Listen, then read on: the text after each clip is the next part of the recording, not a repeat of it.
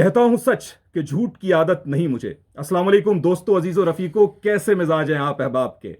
आज हम उसी सिलसिले को जारी रख रहे हैं जो पिछली वीडियो से हमने इब्तिदा की थी, और उसमें हमने प्रोसेस ऑफ एलिमिनेशन को देखा, यानी एमसीक्यू के अंदाज में हम सवाल को रखते हैं, उसके साथ जो पॉसिबिलिटीज मौजूद हैं उन्हें देखते हैं, और फिर ये देखते हैं कि कौन सी पॉसिबिलिटीज के दुरुस्त होने का इम्कान ही नहीं है। जब आप उन पॉसिबिलिटीज को निकाल देते हैं जो लॉजिकल सेंस नहीं बनाती, जो सेंसलेस हैं, तो जाहिर है फिर आप उस पॉसिबिलिटी के साथ रह जाते हैं कि जो वाकई सेंस बनाती है और जो कि सच है। तो हमने पिछली वीडियो में देखा था कि क्या इस कायनात को किसी ने बनाया है, नहीं बनाया है, क्या पॉसिबिलिटी है, इस सवाल को एक्सप्लोर किया था। और आज की वीडियो में हम ये देखेंगे कि ये जो कहा जाता है कि कुरान हकीम अल्लाह की किताब है, इसके बारे में क्या पॉसिबिलिटीज हो सकती हैं, कि क्या वाकई ये दावा सच है कि नहीं है। तो इस जानिब बढ़ते हैं, लेकिन अगर आपने वो पहली वीडियो नहीं देखी है तो पहले उसे देख लीजिए, ठीक है। वो देखना लाजमी है, जब वो देख लेंगे तो इस वीडियो को देखने में ज्यादा मजा आएगा। तो चलो इमरान, आगाज करते हैं। यानी इस Quran really a word of God, यानी ये तो हमने बचपन में पैदा हुए हमें बता दिया जी कि कुरान अल्लाह की किताब है, हमने चूमा उसे ऊपर रख दिया और उससे तकद्दुस जाहिर कर दिया। क्या वाकई कुरान अल्लाह की किताब है? इस बारे में 4 पॉसिबिलिटीज मैं तुम्हारे सामने रख रहा हूं, और उस पर हम इंशाल्लाह दोनों मिलकर बात करते हैं कि क्या हो सकता है। तो भाई पहली पॉसिबिलिटी ये हो सकती है ना कि जो मुनकिरीन इस्लाम का सबसे बड़ा दावा होता है कि कुरान हकीम माज़ल्ला सुम्मा माज़ल्ला रसूल करीम सल्लल्लाहु अलैहि वसल्लम ने खुद लिखा है, और ये कह दिया कि ये तो अल्लाह की तरफ से नाजिल हुआ, लिखा उन्होंने खुद है। तो इसके बारे में बताओ कि क्या हो सकता है।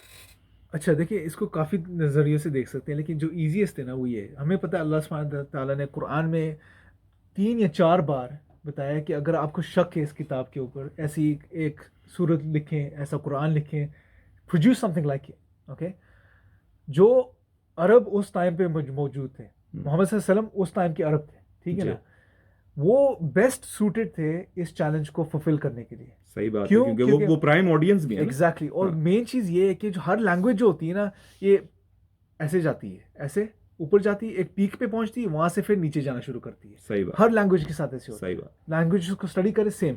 इंग्लिश में कुछ लोग कहते हैं कि शेक्सपियर के टाइम पे इंग्लिश अपनी पीक पे थी, उसके बाद नीचे आने शुरू, ठीक है। उर्दू में शायद हम गालिब के दौर को इसकी मिसाल समझ लें, गालिब और मीर तकी मीर के। एग्जैक्टली। अभी जो अरबी है, वो जब कुरान नाजिल हुआ है उस वक्त, अब अरबी जो लिंग्विस्टिक हिस्टोरियंस सब जो वो यही कहते हैं कि अरबी अपने पीक पे थी। सही, ठीक है ना। उस वक्त के अरब, यानी उनका तो ये हाल था ना कि वो जो अरबी नहीं बोलते तो उन्हें अजमी कहते थे, कि गूंगे हैं, यानी एक तरीके से ह्यूमिलेट करते थे कि असल तो हमारा जो है ना वो एग्जैक्टली प्योर लैंग्वेज थी, ठीक है ना। उनके पास और ज्यादा कुछ नहीं था, बस लैंग्वेज एक चीज थी उनकी, ठीक है ना। और मोहम्मद सल्लल्लाहु अलैहि वसल्लम वही थे, वो भी अरब थे, ठीक है। ये कहना कि अरब ने प्रोड्यूस किया कुरान को, कि मोहम्मद सल्लल्लाहु अलैहि वसल्लम ने प्रोड्यूस किया, ये इम्पॉसिबल थी, क्योंकि कोई अरब उस टाइम पे कुरान को चैलेंज नहीं कर सका। सही, ये नहीं कि किसी ने ट्राई नहीं किया, ठीक है ना। वो काफी सारे एविडेंसेस हैं कि बहुत से ने ट्राई किया और फेल हो गए उसमें, और उन्होंने खुद एतराफ किया कि नहीं भाई हम नहीं प्रोड्यूस कर सकते, कुछ ईमान लाए, कुछ ईमान नहीं लाए। अच्छा, लेकिन इसके अंदर और भी बड़े मजेदार पहलू हैं इमरान। यानी ये देखो कि मुस्लिम हिस्टोरियन तो हो सकता है ना कि भाई तकद्दुस में बात करें, नॉन मुस्लिम हिस्टोरियंस को उठा लें आप, ठीक है, तो वो भी ये बताते हैं कि रसूल अल्लाह सल्लल्लाहु अलैहि वसल्लम उम्मी थे, ठीक है, ना पढ़ना जानते थे ना लिखना जानते थे, ठीक है। यही नहीं, 40 साल की उम्र में उन पर नबूवत का पहला पैगाम आया था ना, जो गारे हिरा में हुआ था।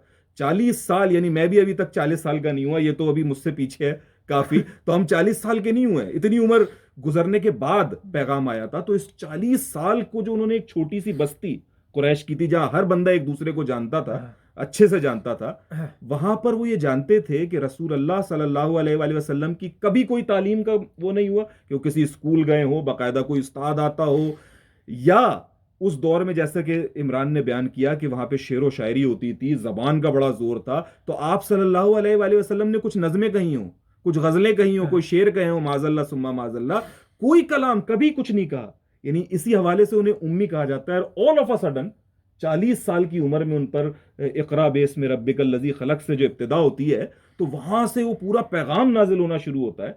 और वो उस पैगाम की शान ये है कि वो अपनी ऑडियंस को ये चैलेंज कर रहा है, जो अपने जबान के पीक पे पहुंचे हुए, जैसे तुमने बयान किया कि भैया अगर तुम ये समझते हो कि ये किताब अल्लाह की जानिब से नहीं है, मोहम्मद सल्लल्लाहु अलैहि वसल्लम ने खुद लिख ली है, तो एक काम करो, इस जैसी एक और किताब बना लो, सिंपल। अच्छा, फिर उसको ह्यूमिलेट किया, कहना अच्छा नहीं हो पा रहा, फिर एक काम करो 10 चैप्टर्स बना लो, ये तो काफी, इतना बना लोगे, वो भी नहीं हो पा रहा। अच्छा चलो फिर एक काम करो, एक चैप्टर बना लो, जैसे सूरह कौसर है ना, इन्ना आतईना कल कौसर फसल ले ली रब्बी का वनहर इन्ना शानिया का हुआ लफ्तर, ठीक है, इसको बना लो। यानी वही जो है उसके अंदर चाशनी हो, वही अल्फाज का जो है वो चुनाव हो, वही बलागत हो, फसाहत हो, तो वो बना के ला दो, पेश कर दो। तो यानी एक उम्मी शख्स जो ना लिख सकते थे ना पढ़ सकते थे, जिसके बारे में नॉन मुस्लिम हिस्टोरियंस भी एग्री हैं कि भाई उनकी कोई तालीम का हमें ऐसा रिकॉर्ड नहीं मिलता, अचानक वो ऐसा फसाहत और बलागत वाला कलाम पेश करना शुरू कर देते हैं कि जो चैलेंज कर रहा है अपने दौर के सारे इंटेलेक्चुअल्स को, बेस्ट को, कि जो है ना उसके अंदर। तो ये इम्पॉसिबल है। अच्छा, इसका एक और जाविया भी, सॉरी भाई मैं ज्यादा बोल रहा हूँ इसके अंदर, लेकिन अभी मुझे जहन में आई इसके अंदर बात कि देखो, मैं जब लिखता हूं, तहरीर लिखता हूं, मैं ब्लॉगर भी हूं उसमें, तो मुझे बीइंग अ राइटर ये बात पता है कि मेरा एक खास तर्ज तहरीर है। ठीक है, आप यानी किसी भी मुसन्निफ को पढ़ेंगे ना, मुमताज मुफ्ती को पढ़ेंगे, अशफाक अहमद को पढ़ेंगे, उनका खास तर्ज तहरीर है, स्टाइल ऑफ राइटिंग है,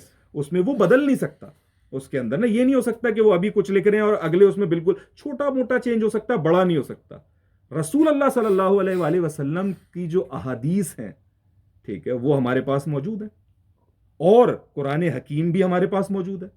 दोनों चीजें रसूल पाक सल्लल्लाहु अलैहि वसल्लम की ज़बान अथर से अदा हुई हैं, यानी हदीस भी उधर ही से निकली है और कुरान भी हम तक जो पहुंचा है वो रसूल अल्लाह सल्लल्लाहु अलैहि वसल्लम के मीडियम से पहुंचा है। लेकिन दोनों की फसाहत और बलागत में जमीन और आसमान का फर्क है, दोनों के स्टाइल में जमीन और आसमान का फर्क है। यानी ये मुमकिन ही नहीं है कि एक इंसान इतने बड़े डिफरेंस के साथ जो है ना वो दो कलाम पेश करे, उसमें जिनमें बहुत फर्क हो। यानी हदीसें बहुत फसाहत और बलागत वाली हैं, लेकिन बहरहाल वो एक इंसानी लिहाज से पेश की जाती हैं, उसी हवाले से होती है। लेकिन कुरान हकीम का एजाज, जो उसके अंदर एक दबदबा है, जो एक रोब है, जो एक गहराई है, उसकी मिसाल नहीं। और ये भी नोट करें कि ये एक बार की occurrence नहीं है जी, 23 years।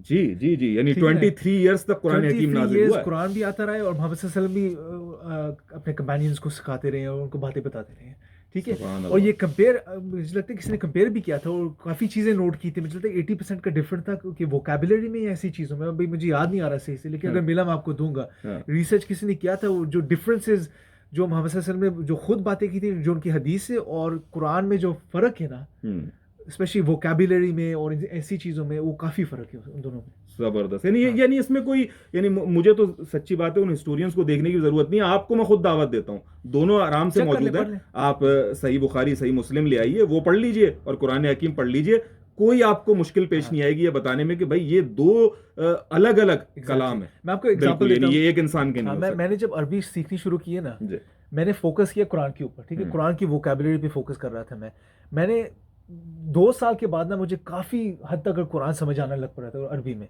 मैंने फिर उसके बाद मैंने हदीस की बुक उठा के पढ़ने की कोशिश की अरबी में, मुझे तो बिल्कुल ही डिफरेंट समझ, क्योंकि अरबी अलग है, अरबी अलग है। यानी वो अरबी मोहल्ला का जो मामला है, मैंने फर्स्ट टाइम अपने फर्स्ट हैंड एक्सपीरियंस किया मैंने। सुभान अल्लाह, सुभान अल्लाह। आई नो यार, बहुत कुछ कहा जा सकता है, लेकिन हमें सेकंड पॉसिबिलिटी पे जाना होगा। तो भाई पहली पॉसिबिलिटी तो वाजे हो गई ना, यानी इस पे तो अब कोई शक नहीं होना चाहिए आपको, अगर आप वाकई जो है वो सही जहन के साथ इस बात को सोच रहे हैं कि रसूल अल्लाह सल्लल्लाहु अलैहि वसल्लम ने खुद कुरान नहीं लिखा, वो उम्मी थे, और दो जो मामलात हैं उनको मेंटेन नहीं किया जा सकता किसी भी इंसान से, कि हदीस में बिल्कुल अलग और कुरान में बिल्कुल अलग। तो ये पॉसिबिलिटी तो जनाब through out of the window हो गई कि ये चीज नहीं हो सकती। तो भाई सेकंड पॉसिबिलिटी ये हो सकती है कि भाई आप सल्लल्लाहु अलैहि वसल्लम की जब शादी हुई हजरत खदीजा हमारी वालदा रजी अल्लाह ताला अन्हा के साथ, और वो तिजारत के लिए जाते थे, मुख्तलिफ मुल्कों का सफर करते थे, तो कोई अजमी है, ठीक है, जो बड़ा माहिर है कलाम के अंदर, जिसे जो है ना वो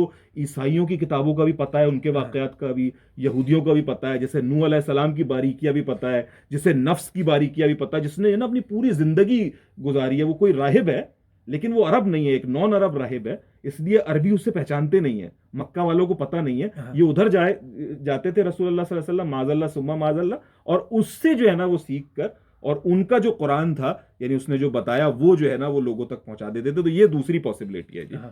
तो इसमें दो नज़रियों की तरफ से देख सकते हैं आप। पहली चीज़ तो ये है कि अगर आप लैंग्वेज के हिसाब से जाएं, जो कुरान की अरबी है वो कोई नॉन अरब तो प्रोड्यूस नहीं कर सकेगा, ठीक है ना, यानी इट्स इम्पॉसिबल, ठीक है। अगर अरब वहाँ उस टाइम के नहीं कर सके तो नॉन अरब ने क्या कर लेना। कौन सी किस यूनिवर्सिटी का बता रहे थे अदनान रशीद भाई उस दिन, यार मेरे जहन में नहीं आ रहा, कैम्ब्रिज थी, ऑक्सफोर्ड थी या हार्वर्ड, तीन में से कोई एक यूनिवर्सिटी थी जहां का जो अरब सेक्शन है हाँ। उसका हेड जो है वो ज्यू है, लेकिन वो जो अरबी जबान की जो हाईएस्ट फॉर्म जो दिखा रहा होता है ना, हाँ। कि जहां पे आप जिसको आप रखें कि जो वो क्या कहलाती है, यार्ड स्टिक, अच्छा। जिसके अंदर आप ये देखते हैं कि भाई कौन सी उसको मैच कर सकती है कि नहीं कर सकती, जो यानी स्टैंडर्ड सबसे ऊपर स्टैंडर्ड जो है वो कुरान हकीम को उसने रखा हुआ है। तो यानी कुरान हकीम को एक यहूदी एक यूनिवर्सिटी का एकेडमिक इतनी ऊंचाई के ऊपर रखता है उसके अंदर। Exactly. और हम यहाँ पर किस पॉसिबिलिटी को डिस्कस कर रहे हैं कि किसी अजमी ने, किसी नॉन अरब ने ये कुरान जो है ना रसूल अल्लाह सल्लल्लाहु अलैहि वसल्लम को बता और दिया। दूसरा जो एंगल है वो अभी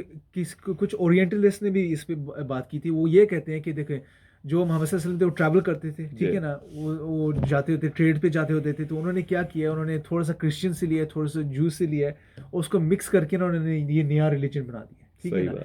लेकिन उसमें ये मसला आता है भाई, अब कुरान पढ़ें तो अब देखते हैं कि कुरान जो क्रिश्चियंस है और जो जूज है उनको वॉर्न करता है, उनकी गलतियां पकड़ता है, ठीक है, उनको करेक्ट करता है, ठीक है। ये करेक्ट किसी ट्रेडिशन को करेक्ट करने के लिए इंसान को उसका फुल नॉलेज चाहिए। ये नहीं कि थोड़ा बहुत सीख लिया, ट्रैवल पे सीख लिया, ये अलग टॉपिक है इमरान, लेकिन यानी उसमें ये कहने लगते हैं कि जी ये कॉपी किया है, ठीक है, इस किताब से उस किताब में, बाइबल से कॉपी कर लिया है, वेदास से कॉपी कर लिया। अब उनको समझ को ये बात नहीं आती कि अल्लाह का दीन हमेशा से एक है, यानी अल्लाह ताला ने ये थोड़ी कहा कि कुरान उसकी एक ही किताब है। एग्जैक्टली। अल्लाह ने कहा ये आखिरी किताब है। तो इससे पहले जो किताबें आई हैं उसमें क्या ये था कि तौहीद नहीं थी, सिमिलरिटी कि अल्लाह दो थे माज़अल्लाह, नहीं, ऐसा नहीं था, या रिसालत नहीं थी, या तौहीद आखिरत नहीं थी, या जो है अपना क्या कहते हैं मलाइका नहीं थी, तकदीर नहीं, सब था। लिहाजा वो चीजें नजर आती है। देखें हमें क्या कहते हैं कि तुम पर रोजे फर्ज किए गए हैं जैसे तुमसे पहली उम्मतों पे फर्ज किए गए थे ताकि तुम तकवा इख्तियार करो। तो ये पहली उम्मतों के अंदर भी अगर रोजे मौजूद थे, तो अगर उसमें आपको कोई सबूत मिल गया और आप कहने लगे लो भाई तुमने कॉपी कर लिया, तो ये हिमाकत है। रिमाइंडर के लिए आते हैं जो है ना वो मलाइका। तो भाई सेकंड पॉसिबिलिटी तो आउट ऑफ द ग्राउंड जा रही है। एक छोटी सी बात भी है कि ऐड करने के लिए कि देखें जो कहते हैं ना, कोई ओरिएंटलिस्ट कहते हैं देखें कुरान में ये लिखा है, बाइबल में भी, ओल्ड टेस्टमेंट में, मतलब कुरान ने कॉपी किया उनको, नॉट नेसेसरली। ये भी जैसे आपने कहा है कि ऑथर सेम है, अल्लाह ने किताबें पहले भी भेजी है, फिर कुरान भेजा, उसमें सिमिलरिटीज मिलेंगी। आपको एग्जांपल देता हूँ, इब्न कसीर ले लें, इब्न कसीर की तफसीर ले लें, इब्न कसीर की हिस्ट्री ले लें, दोनों अगर आप पढ़ेंगे, ठीक है ना, अगर किसी को इब्न कसीर का नहीं पता, वो कहेंगे यार इसमें जो मिल रहा है मुझे इस किताब में भी मिल रहा है, कितनी सिमिलरिटीज है, बात सेम की हुई है इसमें भी, तो मतलब है कि इसने इसको वो राइटर एक ही है। हाँ, वो तो अगर ये कहेंगे इसने इसको कॉपी किया, ठीक है, वो एक पॉसिबिलिटी है, लेकिन दूसरी पॉसिबिलिटी ये है कि राइटर सेम है। एग्जैक्टली। और दीन का मुकदमा यही रहा है इसके अंदर, तो ये बिल्कुल ही अलग चीज है। और फिर ये कहना कि वो ज्यादा पुराना है तो वो सही है और ये नया है, तो ये पैरामीटर नहीं है। अल्लाह का दीन हमेशा एक ही था, कुरान हकीम यही बताता है, और सारे जो प्रॉफिट्स हैं उनका भी दीन एक ही था। सिमिलरिटीज मिलेंगी, ठीक है, तो ऊपर से कुरान करेक्ट करता है जहां पे उन्होंने गलतियां की हैं। सही है, सही है। इमरान, मुझे पता है इसमें बहुत कुछ हम बोल सकते हैं, लेकिन बहरहाल ये दो बातें हमने अभी तक डिस्कस की कि एक तो ये कि रसूल पाक सल्लल्लाहु अलैहि वसल्लम ने खुद नहीं लिखा ये कुरान हकीम, और दूसरा ये कि इसे अजमी कोई नॉन अरब तो बना ही नहीं सकता इतनी फसाहत और बलागत से भरपूर किताब जो कि शाहकार है अरबी और उसके असलूब का। तो ये चीज आउट ऑफ द विंडो हो गई। भाई थर्ड पॉसिबिलिटी ये हो सकती है कि नहीं लिखा होगा भाई किसी नॉन अरब ने, किसी अरबी ने लिखा है, कोई अंदर का बंदा है भाई जो है ना ये कर रहा है और पढ़ा रहा है, या कोई ग्रुप ऑफ पीपल है जो है ना वो बाकायदा बना रहा है, जिसने रिसर्च की हुई है यहूदियों पे, ईसाइयों पर, उन पे। ये इनको तो नहीं पकड़ सके रसूल अल्लाह सल्लल्लाहु अलैहि वसल्लम को कि वो कहीं सीखते हो या पढ़ते हो, लेकिन उस आदमी ने जो है ना वो किया हुआ था और वो बताता है, और आप सल्लल्लाहु अलैहि वसल्लम जो है ना वही बात आई ना कि अरब जो उस टाइम के थे उन्होंने चैलेंज की, भेजा भी था कुरैश ने चैलेंज करने के लिए, कुरान को कर नहीं सके। मुझे लगता है वलीद बिन मुगीरा था, बिल्कुल वलीद बिन मुगीरा था, और बहुत से नाम है जो सबसे बड़े थे, यानी जो कहते थे कि तुम में से कोई मुझसे ज्यादा अरब शायरी को नहीं जानता। वलीद बिन मुगीरा ने भी कहा था कि मैंने इंसानों की पोएट्री भी देखी और जिन्नों की पोएट्री भी देखी है, लेकिन ये जो इंसान बोल रहा है ना, ये कलाम अलग, ये बिल्कुल अलग है उसके अंदर। तो वो अगर वो टेस्टिमनी दे रहा है इतना जो एक्सपर्ट है पोएट्री में, तो उसको समझना पड़ेगा। कितनी हिमाकत है ना यार कि एक छोटी सी बस्ती है, यानी वो कोई ऐसा नहीं है कि लाखों करोड़ों लोग रह रहे हैं और आप एक दूसरे को जानते नहीं है। कुरैश जो छोटा सा कभी एक बंदा जानता है एक दूसरे को। उसमें आपने ये सोचना कि 23 साल तक कोई एक आदमी है अरबी जो वो जो है ना वो छुप के सुनाता है और वो करता है, ये सिर्फ जो है वो एक बस जिसने इनकार करना है तो उसने इनकार करना है, जिसने कहना है मैं ना मानूं मैं ना मानूं तो उसने रात देख के भी दिन कहना है, दिन देख के भी रात कहना है कि मैं ना मानूं। तो ये वही वाली बात है। तो ये तीसरी पॉसिबिलिटी भी बिल्कुल लॉजिकल है। और अब चौथी पॉसिबिलिटी ये है कि भैया ये किताब जो है ये वाकई अल्लाह की किताब है और ये अल्लाह की जानिब से आई है। तो यानी ये चौथी पॉसिबिलिटी रह जाती है। और अल्लाह की किताब क्यों है, ठीक है, यानी अगर कि किसी इंसान ने नहीं बनाई, लिखने वाले ने खुद नहीं बनाई, तो कोई एक रूहानी कलाम है, तो उसके बाद फिर उस चौथी पॉसिबिलिटी को हम देखते हैं, इसके एजाजात को देखते हैं, इसका अरबी असलूब नौमान अली खान को देखिए, वो इसके लिंग्विस्टिक के हवाले से आपको तहकीक करके बताएंगे। आप इसकी रैशनैलिटी को देखिए, आप डॉक्टर शब्बीर अली और हमजा जोर्जिस को देखेंगे तो आपको समझ आएगी इसका एजाज। आप इसके मुख्तलिफ जावियों को जब देखेंगे तो हर जाविये से ये किताब इस बात का ऐलान कर रही होती है कि ये किसी इंसान का काम नहीं हो सकता। यानी गालिब लिखेगा तो शायरी लिखेगा, चाहे कितनी अच्छी लिखे, मजमून नसर निगारी नहीं करेगा, ठीक है। शेक्सपियर लिखेगा तो नसर लिखेगा ऊंची, ठीक है, वो शायरी और जो दीगर तकारीर है, खिताबत है, उनके ऊपर जो है ना अबूर नहीं रखेगा। एक किताब हर जाविये से, खिताबत से, लिखने से, शायरी से, वो सब बयान कर रही है और फिर तारीख को बयान कर रही है, ठीक है, पूरी तारीख इंसानी बयान कर रही है और आगे की प्रिडिक्शंस कर रही है, अहकामात दे रही है, जो रोजमर्रा की जिंदगी हो रही है उसमें गुजरने की तमाम बातें बता रही है। ये मुमकिन ही नहीं है कि कोई एक किताब, जो एक छोटी सी किताब है, पॉकेट साइज किताब, यानी वो मैं उस दिन देख रहा था कि जो बच्चों की जो हैरी पॉटर्स हैं, ठीक है, उसका एक पार्ट उससे ज्यादा जो है ना वो जहीम है, उससे ज्यादा मोटा, उससे कम किताब के अंदर ये सारी बातें मौजूद हैं। तो जो भी कुरान मजीद का दयानतदारी से मुताल्ला करता है उस पर ये बात वाज़ेह भी हो जाती है। और जैसे हमने एमसीक्यूज में इस प्रोसेस ऑफ एलिमिनेशन से साबित किया कि यही वाहिद रैशनल पॉसिबिलिटी है कि ये किताब मिन जानिब अल्लाह है। इसी के साथ ये दूसरी वीडियो, दूसरा हिस्सा जो है हम एंड कर रहे हैं। पहला हिस्सा जरूर देखिएगा कि जिसमें हमने डिस्कस किया था कि इस कायनात के बनने में क्या पॉसिबिलिटीज हैं। और अब जो हम हिस्सा बनाने जा रहे हैं, जो तीसरा हिस्सा बनेगा, वो इंशाल्लाह इसके बाद रिलीज होगा। उसके अंदर हम ये बात करेंगे कि क्या मोहम्मद सल्लल्लाहु अलैहि वसल्लम अपने दावे नबूवत में सच्चे हैं, ठीक है, इसकी क्या पॉसिबिलिटीज हो सकती हैं। साथ रहिएगा हमारे, तब तक के लिए इजाजत दीजिए अजीमुर रहमान उस्मानी को, मेरे भाई इमरान हुसैन को। अस्सलाम वालेकुम।